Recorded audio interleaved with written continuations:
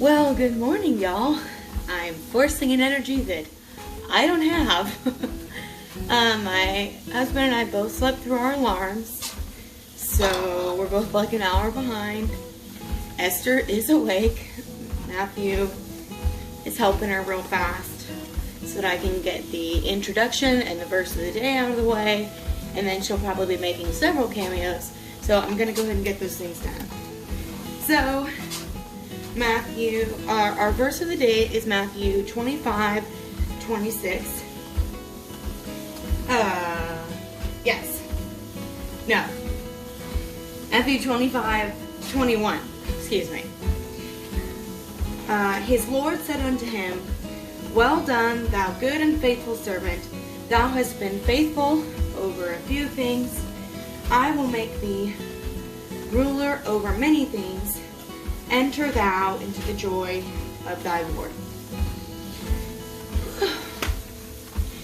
Now, normally I would talk about the context of that, which in this case is right after the parable of the virgins and the oil and all of that. But today, like I said, we could have a baby joining us at any second. I am already out of my routine, and I'm doing an experiment of not taking my nausea medication, which I've been faithfully taking every morning regardless of how I feel. And I just want to see if I am actually still getting nauseated or not. It's probably a really stupid idea, but I don't like to take medicine if I don't have to. And I know that my parents are going to come get Esther later today, so if I get really sick, I have kind of a backup plan, so I'm just going to try it. So yeah.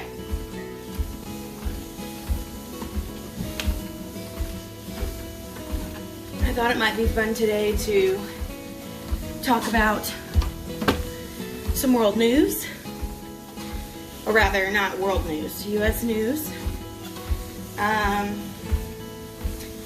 Joe Biden, in a recent CNN town hall, said that he would not speak out against what communist China is doing to the Uyghurs, and that it was just a cultural norm, you know.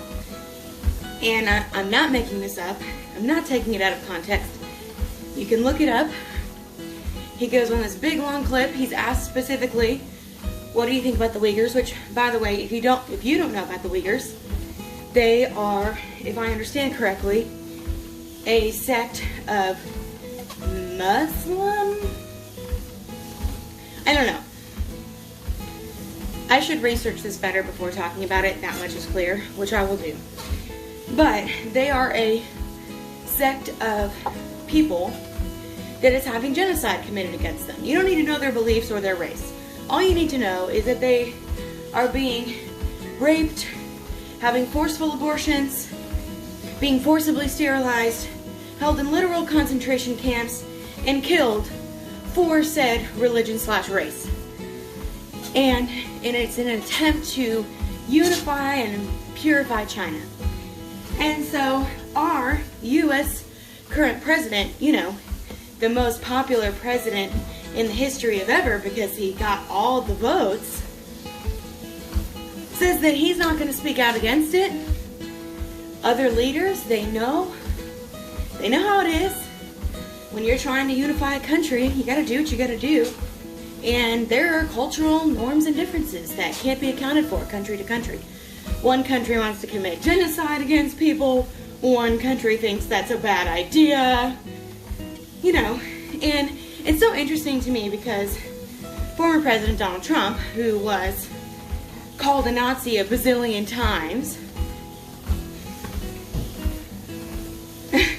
and then we have like a literal guy that's just chill with genocide. He's not going to speak against it. It's a cultural norm over there. I mean, you know, you'd have to think like 70, 80 years ago, he'd be saying the same thing about Hitler in Germany. Well, there's no accounting for cultural norms, and if Hitler's trying to unify Germany, then, you know, I'm not going to speak out against what's happening to the Jews. Like, you could literally just replace, like, Jews and Hitler with China and Uyghurs. It's just horrendous. It's awful. So, you know, thanks to everyone who voted for him. He also hasn't sent out y'all's stimulus bill. So, I don't know when y'all are going to get your money. He's also lying and claiming that there was no vaccine when he got into office, which is interesting because there was a highly publicized several articles and videos and pictures of him getting his first dose of the vaccine on December 19th, and he wasn't in office. And then the second one was somewhere like January 11th, which was 9 days before he got into office. So, that's interesting. Then he tried to say that President Donald Trump didn't order enough of the vaccine, he ordered more. But that's actually not true. President Donald Trump had ordered 400 doses, and he ordered 200,000 more doses, bringing the total to 600,000, or 600 million, sorry, not thousand, billion doses. And there's literally like, that's enough for 300,000 people, but there is not 300 million, I keep saying thousand, sorry. There is not 300 million Americans eligible to take the vaccine, like assuming that everyone is going to take the vaccine ever, which I'm not. There aren't like that many adults. There's 330 million Americans. By the way, I may get some of these numbers wrong. The original video that I watched is called Don't Walk, Run Productions. He's a great conservative channel. He does a ton of fact checking. He's got a great sense of humor. Go check him out if you haven't. He does a video called Fact Checking Joe Biden Town Hall or something else. I'll put the video title in the description. But he goes into all these numbers in more detail. But roughly, oh, hi baby. We need to take a break about world news. Come on, bring her over.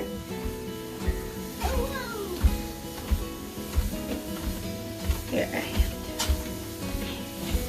Oh. Say hi, Esther. Esther. Hello. I know the treadmill is so cool. Look. Look. Look. Look. Look.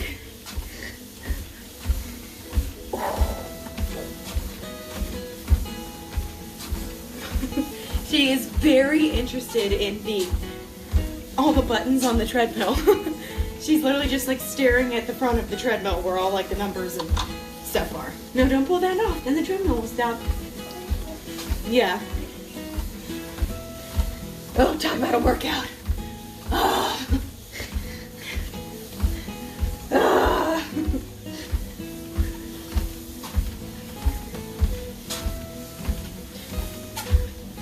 Esther, look. When you talk to your kid the same way that you're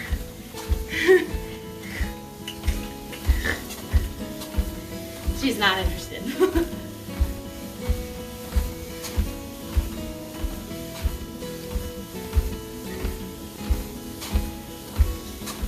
Alright, let's see. I'm gonna put her down.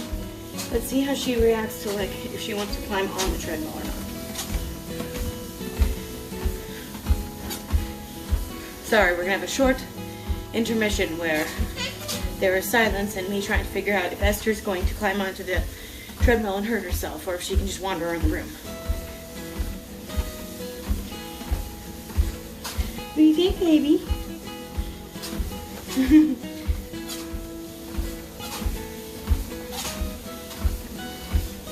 Alright.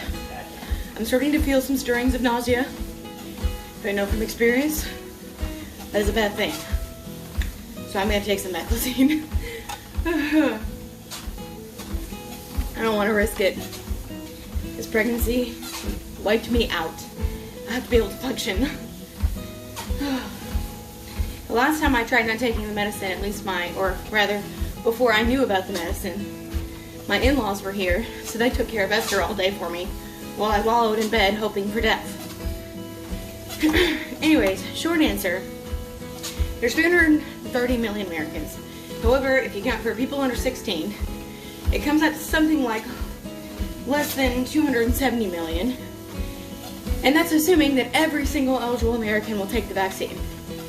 So, President Donald Trump ordering 200 million vaccines, which I think it's either the CDC or Dr. Fauci or the WHO. Don't Walk, Run Productions lists this in his video. They say that if we can get 70% of the population vaccinated, that's going to be pretty close to herd immunity. So 70% of 270 million people, or less, is less than 200 million. So President Donald Trump ordering 200 million vaccines was plenty. It was more than enough to get to herd immunity. And it's estimated that a third of Americans won't get a vaccine. And so, bada bing, bada boom, but President Joe Biden, he has saved our bacon. He ordered 100 million more doses of Moderna and Pfizer each. And so now we have vaccines that are gonna be useless. I'm so sick of this pandemic that happened at such a convenient time, that centers around controlling all of American freedoms, that seems to be in no way any chance of stopping. You know, President Joe Biden is now wearing 2 masks. You know, double the mask, double the safety, I guess. It's just getting to a level of so silly, so silly. Anyway, whatever. I've already had COVID. I was asymptomatic. My husband was not, but he did pretty okay. I know that so many families have suffered at the hand of COVID, so I'm in no way saying that the virus itself isn't real. I'm not saying that, of course. And I know that we have come out so blessed at the other end of this pandemic, or rather we will, Lord willing. But I know that so many haven't. So many people have lost loved ones to COVID, and so many people have lost their jobs, their livelihoods. I know Matt basically lost his job, and we ended up having to move sort of very suddenly. And, you know, we're still trying to recover from that financially and get him a better job that's equivalent to the one that he had. But ultimately, we're still blessed. And I feel for the families that have lost people. I feel for the families that are struggling. I, in no way, in my frustration at the government leaders and at the virus itself, want to downplay or dismiss what people have been going through. So I really want to state that explicitly. I feel deeply for those going through loss or grief or fear or worry, isolation, depression, suicidal thoughts or ideations. It makes me so sad, and I definitely think that one of the solutions is to open it back up. I mean, they haven't even accounted for the number of people that have gotten COVID, and the rates of people who re-get COVID is literally like less than 1%, and 9 times out of 10 they're asymptomatic. So, including the people that have now gotten vaccines, I'd say herd immunity is right around the corner. And I think it won't be long before it's treated like the flu. Like maybe there are seasons where COVID is worse, where we have to take more precautions, but the entire country isn't shut down. And I just think that the perfect way to say it is like former President Donald Trump did in the debate, presidential debate. I don't remember if it was the first or the third one, but you know, the cure cannot be worse than the disease. And when you look at the suicide rates, when you look at levels of unemployment, homelessness, when you look at violent crime, when you look at things that maybe can't be documented, like domestic violence and child abuse that's happening behind closed doors, and now there's nowhere for them to go, no day of safety at school, no no friend's house to hide out at. It's sad. So we are basically living our lives as normal. We wear masks, you know, at places that ask us to try and be respectful to people who are worried about it. I'm not trying to give anyone the middle finger. I don't want them to feel like I'm gonna infect them. So I wear a mask when I go to Walmart or walking through a restaurant. But at places that don't require masks, I don't wear masks. First of all, also as a pregnant lady, I have a really hard time breathing in masks. I noticed that after giving birth to Esther, and I wonder if it might be a result of COVID. Like, I was asymptomatic, but they say you can be asymptomatic and still have lung damage. But when I wear a mask, especially the KN95 masks, which are, you know, very effective, I legitimately like can't breathe, and I start getting lightheaded. And like one time I almost passed out at Walmart, and I had to sit down and take my mask off and breathe for a minute. I just seem to have diminished lung capacity, and when I'm breathing through that mask, I just start feeling like waves of heat and nausea and lightheadedness pass over me. And I know I'm not the only one to experience that, and I've been wearing masks as long as everyone else, and it's sort of, you know, I didn't like them before and they didn't make me feel great before, but I've noticed now that I'm pregnant, like, I mean, they're literally almost impossible for me to wear. So I'm not going to endorse wearing a mask or not. Obviously, if you're sick, wear a mask. That's what it's really for, is to prevent people who are sick from transmitting it. But if you know you're not sick and you're not worried about getting it and you don't want to wear a mask, that's on you. The consequences are on you.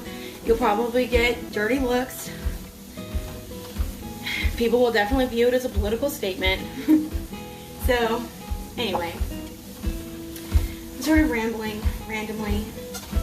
I'm sorry. I'm tired. The only thing that was on my mind was politics, which I wasn't planning on touching very much on my channel, but it is clear, since it's a large part of my life, and these are basically long oversharing chats, it's fairly likely that politics will come into play. If you haven't guessed, I'm a conservative. Pro-life conservative. I generally vote Republican, but I look at the candidates who best represent my values. I was not a fan of, let's just say, FP, former president. I was not a fan of FP Trump. When he was on the 2016 ballot, but I certainly wasn't going to vote for a traitorous. No, I'm not gonna go there. I wasn't gonna vote for Hillary Clinton. No. So I voted for FP Trump, hoping to get through the 4 years and not go into war.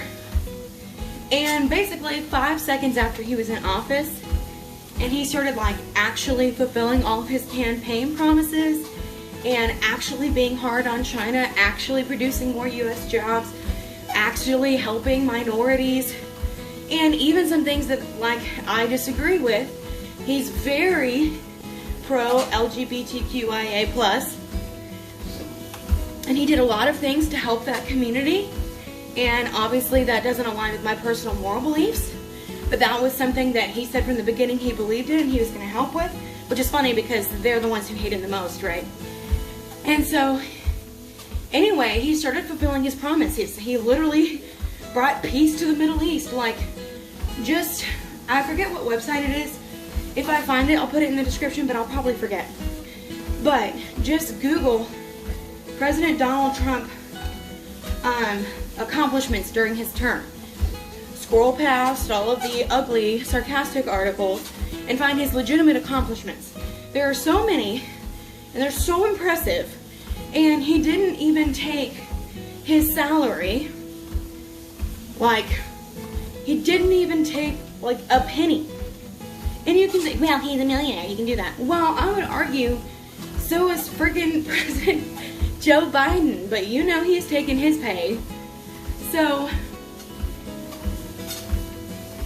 FP Trump was just, he was a good president. I would argue he may be one of the best presidents. Like, he's up there to me with like Abraham Lincoln and FP Trump. He didn't say things PC, and he called out the media for their bias. And if you don't believe that was media bias, number one, like, look at CNN now. The way they reported on Trump was like, you know, Trump gets nachos at a restaurant.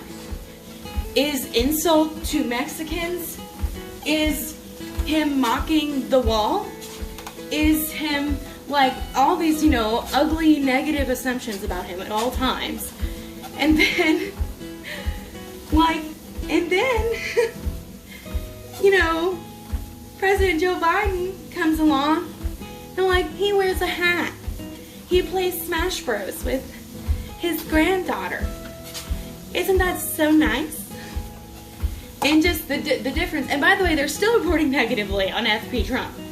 He's playing golf. Like, they can't let him go because talking negatively about him got them the highest ratings that they had had in years and almost brought back mainstream news.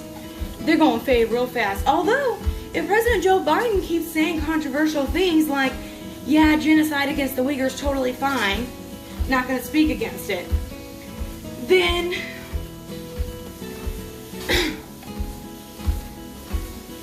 oh wait, they're not going to report on that. And if they do, it's going to be like the most minimum puff piece possible. They're not going to be sitting there in outrage. Like, if Trump had said the same thing, he would have been crucified. It would never have been forgotten. I mean, they're still pushing the Russian hoax. And yet, all of the actual evidence of voter fraud, like Steven Crowder, who is the host of a YouTube channel here and an actual, like, talk show, I don't know what it's called, like a talk show or a radio show or what, but it's called Louder with Crowder. And he is the guy who commonly does all the change my minds, like I'm pro-life, change my mind, etc. If you've seen that, that's him. And he and his team obtained addresses from government websites, from voter registration websites. So that's where he got them. Then they checked to see if they were UPS deliverable. And if they weren't, they literally drove to these addresses in person to verify with proof that those addresses do not exist. And when they tried to post a video on it and post the link to it to Twitter, Twitter banned him. Not permanently, as far as I understand. But they, like, silenced that post and banned him. And we're like, yeah, so this can't be verified. And as Steven Crowder righteously asks, how exactly can it be verified other than to go there in person with video evidence that this address that I got off a little government website, like, what else are we supposed to do? Who, pray tell, is supposed to verify that this is fact? And it's like, yeah, like, you can make the argument there was voter fraud, but it wasn't mass voter fraud. It wouldn't have been enough to turn over the election. Okay, fine. I would believe that if it weren't for the fact that every single social media platform is quashing any evidence of the most minor voter fraud possible. I mean, they're calling it a conspiracy theory when there's straight up evidence. I'm like, I don't know how that's a conspiracy theory anymore. There's literal evidence of it happening on a small scale, and there's like 1,000 people that have this evidence of it happening on at least a small scale. I mean, at some point, when does it add up to? And they're like, it's to make people confident in the system. Well, I'm sorry.